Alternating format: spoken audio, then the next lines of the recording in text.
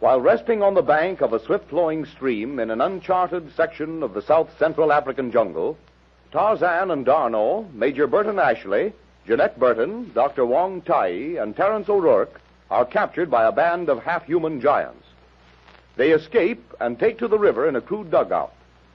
Carried around a bend, a precipitous wall of rock towering 100 feet above the stream confronts them. Crawling from cave-like openings with which the cliff is honeycombed are scores of the yellow savages. Yelling fiendishly, the half-human monsters scramble down the face of the precipice to congregate on the high banks of the river. Rushed forward in the fearful grip of the current, menaced on all sides by the yellow-skinned monsters, the dugout speeds straight and swift as an arrow toward a narrow black opening in the base of the wall.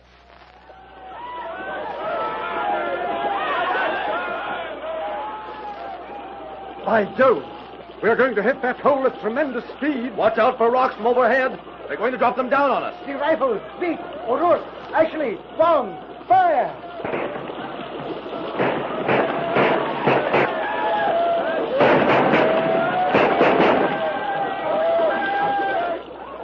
Look out! Here comes a rock as big as a house.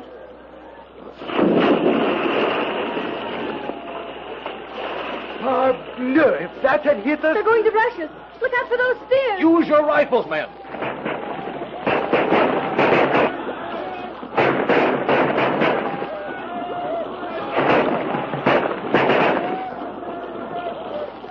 Hey, all of you, duck your heads. Here comes the tunnel. Down, down in the bottom of the boat. Hold tight, Jeanette.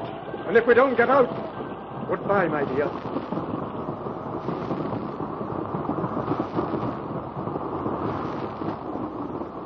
Jeanette's reply is drowned in the roar as the craft shoots into black and utter darkness. The rushing of the waters echoes and reverberates from the rocky walls with a noise like thunder. Onward they speed through the Stygian darkness for what seems an eternity. Crouched in the bottom of the dugout, carried at the will of the flood, fearful that each moment will plunge them over the brink of a cataract or grind them to bits on jutting rocks. Through the bowels of the mountain they rush.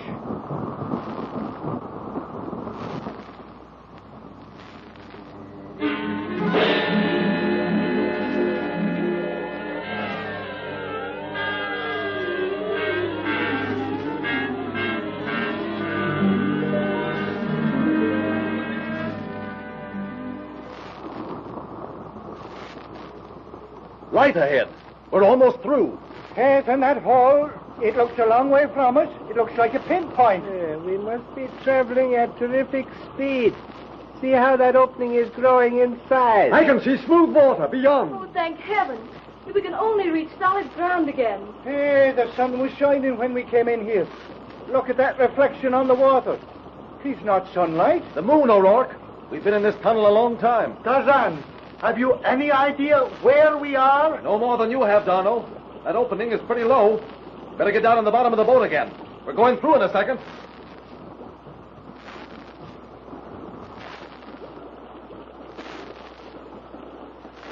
Oh, that clear, sweet air. The sky. I was afraid I'd never see it again. But where's the jungle? Nothing but tall cliffs on both sides of us. No place to land. As the boat shoots out of the roaring cavern, its occupants gaze around in wonder. At their backs is the cliff with the narrow opening through which they've just come. Before them, through a narrow gorge, stretches the swift-flowing river.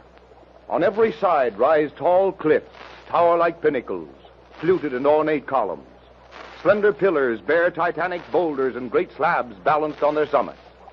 Straight from the riverside, the fantastic rock formations rise, many of them sheer for 1,000 feet. Nature's minarets and spires, visible as though viewed through a sheet of silver gauze under the soft, diffused radiance of a tropical moon, round and bright as a new-minted coin. Perfectly wonderful. Oh, after rushing through that awful black hole, expecting to be smashed to bits every minute. Not to speak of the yellow savages, from whom I hope we have definitely escaped. I've been thinking about that. Tarzan, do you think those fellas are following us? I doubt it. They would have been out of that hole by now if they were behind us. Then it should be safe to land now, mon ami? Yes, Lieutenant, why land?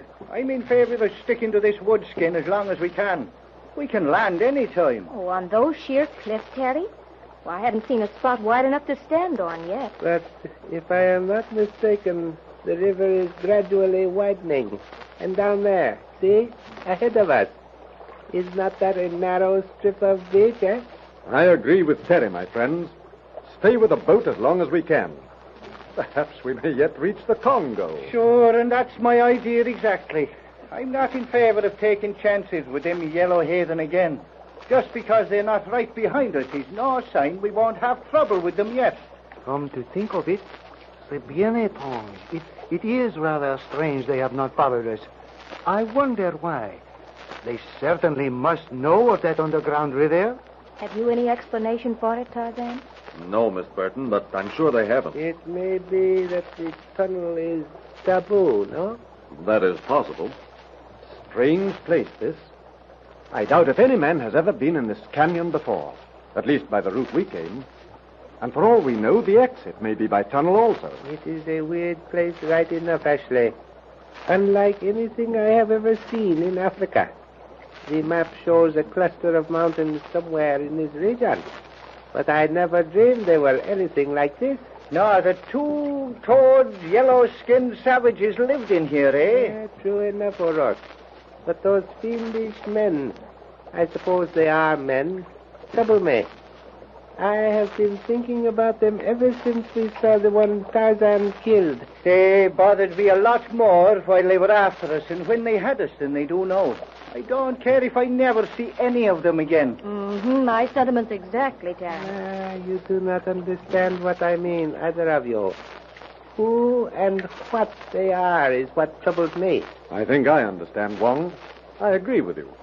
They certainly are not of recent origin.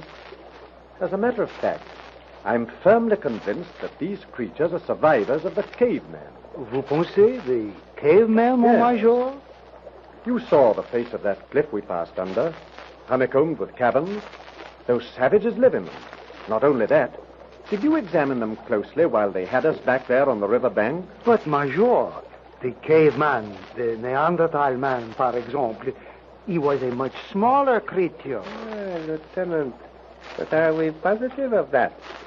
There were undoubtedly tribes of giants such as these even then. Of course. These creatures are more like huge, hairless apes than men. Didn't you see the flat, low craniums, the long arms, the short legs? Wong, there's a marvelous field for investigation here. And for the sake of ethnology, I think we should Well, return. you ethnologists are welcome to investigate all you want to. But you'd better wear armor and carry machine guns when you begin your investigating, I think. That may not be such a bad idea, Terry. Well, I have a much better idea, Uncle Jim. Stay as far away from them as possible. Ethnology won't suffer greatly, you know, by not knowing about those things. Me voilà, Tarzan. Look there. We are coming out into open country and jungle. The cliffs, they are dropping behind us. Yes. Listen.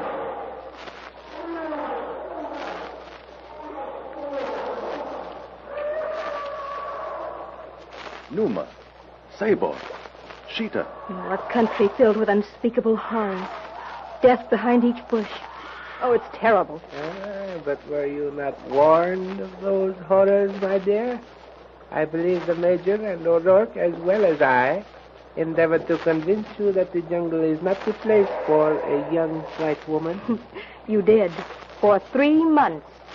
And it was only when I threatened to follow you, if you left me behind in Nairobi, that you agreed to my coming. It would have been better, Miss Burton, had you listened to your friends and remained behind.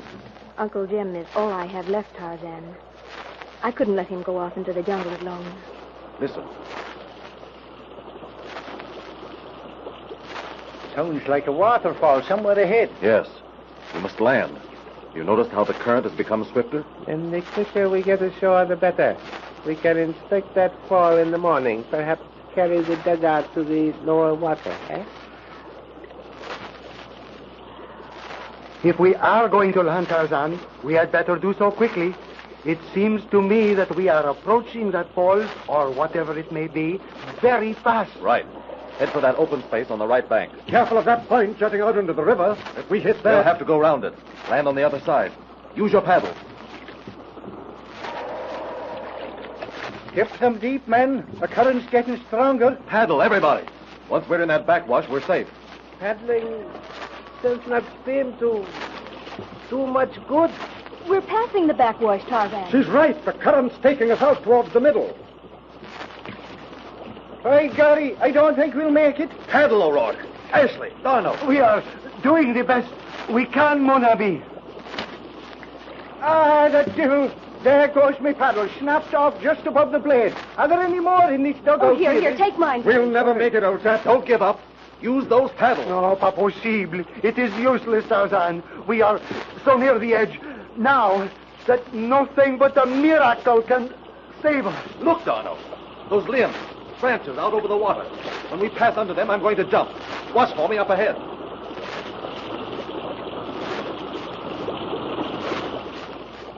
With the speed of an arrow, the long, ungainly dugout races toward the overhanging branches festooned with creepers and vines. As the canoe shoots beneath them, Tarzan leaps high into the air. The steely fingers of one hand unerringly find and grasp a loop of the thick vine. The next instant, with the speed and agility of Manu the monkey, the ape man is swarming up one strand of the creeper toward the thick foliage above. The dugout speedily leaves Tarzan behind. Nearer and nearer to the cataract, the helpless group is rushed for the awful current. Ever louder becomes the roar of water as tons upon tons of it strike the rocks and boulders far below. In the apparently doomed canoe, 5 hopeful pair of eyes are glued to the ape man as he reaches up to swing himself onto the branch. Suddenly, a cry of horror from the occupants of the dugout. Tarzan, about to grasp the limb, hurtles downward toward the rushing stream, clinging to one end of the broken vine.